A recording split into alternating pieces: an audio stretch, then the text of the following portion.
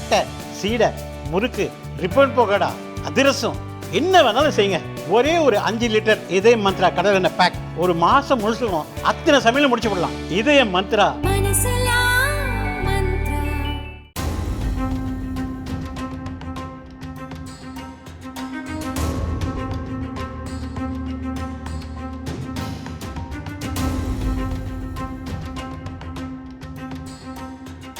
சேலம் அஸ்தம்பட்டியைச் சேர்ந்த நகைக்கடை அதிபர் முரளி நண்பர் தமிழ் அழகனுக்காக 1.5 கோடி ரூபாய் கடன் கொடுத்துள்ளார்.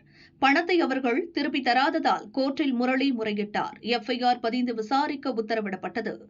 இந்நிலையில் சேலம் போலீஸ் கமிஷனர் அலுவலகத்தின் சிறப்பு எஸ்ஐ சரவணன் இந்த பிரச்சினையை தாமே பேசி உடனே முடித்து தருவதாக கூறியிருக்கிறார். கட்ட பஞ்சாயத்து செய்து முதற்கட்டமாக 25 லட்சம் ரூபாய் வாங்கி தந்ததாகவும் அதில் 6 லட்சம் ரூபாயை எஸ்ஐ சரவணன் கமிஷனாக பெற்றதாகவும் கூறப்படுகிறது. இந்நிலையில் மீதி பணத்தை வாங்கி தராமல் ஏமாற்றிவிட்டதாக சேலம் போலீஸ் கமிஷனர் அலுவலகத்தில் நகைக்கடை அதிபர் முரளி புகார் அளித்துள்ளார். நாங்கள் ஃபைவ் ரோட்ஸில் நகைக்கடை வச்சு நடத்திட்டு இருக்கேங்க 15 வருஷமாக. சேலம் ஃபைவ் ரோட்ஸில் தமிழழகன், பிரேமா, விக்னேஷ்குமார் அப்படின்னு ஃபைவ் ரோட்ஸில் மெய்யனூரில் குடியிருக்காங்க. அவங்களுக்கு ஒரு 1.5 கோடி ரூபாய் பணம் கொடுத்துருக்காங்க. அந்த பணத்தை திருப்பி கொடுக்க அவங்களால முடியாதனால நம்ம ரெஃபர் பண்ணி ஒரு ஃபினான்ஸில் நம்மளுடைய ஃபினான்ஸ் தெரிஞ்சவங்க மூலிமா ரெஃபர் பண்ணி அவங்களுக்கு பணத்தை நம்ம மூலிமா பணத்தை கொடுத்துருந்தாங்க. மறுபடியும் 1.5 கோடி ரூபாங்க.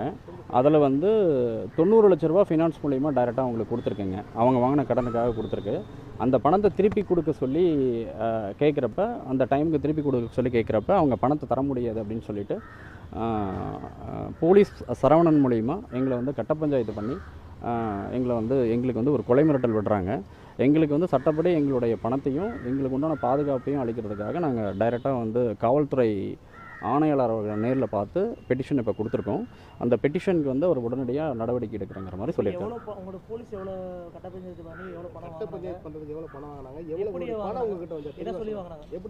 அதாங்க இந்த டீல்.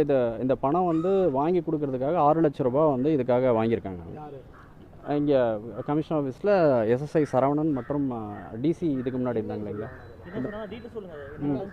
இந்த பணத்தை வாங்கி கொடுக்கறதுக்கு எங்களுக்கு லஞ்ச பணம் வேணும். இந்த பணம் இருந்தால் தான் எங்களால் வாங்கி கொடுக்க முடியும்னு சொன்னாங்க.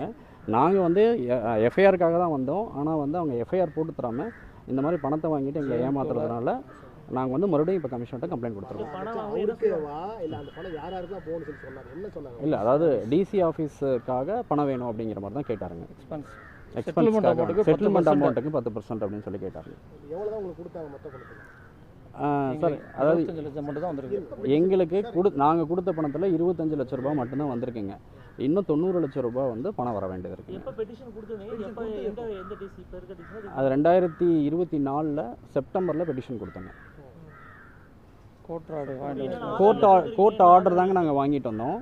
2024 செப்டம்பரில் பெட்டிஷன் கொடுத்துருக்காங்க. கோர்ட் ஆர்டர் வாங்கிட்டு சொல்லுங்க. எங்ககிட்ட எல்லா ஆதாரமுமே இருக்குங்க. கோர்ட் ஆர்டர் காப்பி இருக்குங்க.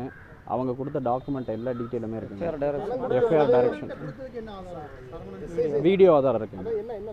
எஸ்ஐ சரவணன் பணம் பெறும் வீடியோ மற்றும் தம் மீது புகார் கொடுத்தால் சஸ்பெண்ட் தான் செய்வார்கள். மீண்டும் வந்து விடுவேன், உங்களுக்குத்தான் பணம் கிடைக்காமல் போய்விடும் என மறைமுகமாக அவர் மிரட்டும் வீடியோக்களை முரளி வெளியிட்டுள்ளார்.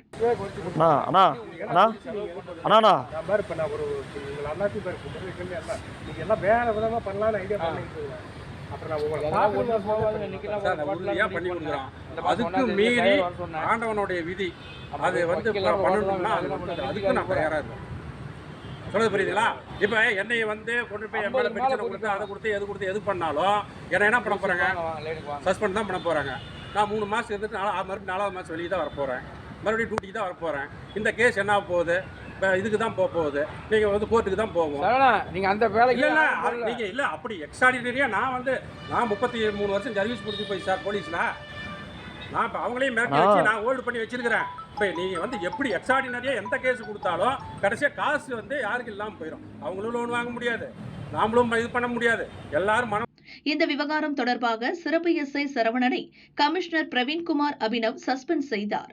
கட்ட பஞ்சாயத்து தொடர்பாக விசாரிக்கப்படுவதாகவும் கமிஷனர் கூறினார்.